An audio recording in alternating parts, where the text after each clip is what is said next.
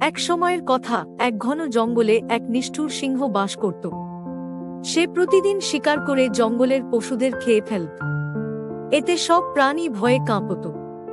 একদিন সব প্রাণী একসঙ্গে বসে একটি পরিকল্পনা করল।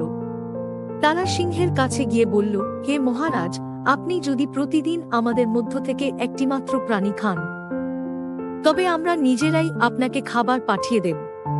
এতে আপনাকেও কষ্ট করে শিকার করতে হবে না, আর আমরা সবাই নিশ্চিন্তে থাকতে পারব। সিংহ এই প্রস্তাবে রাজি হল।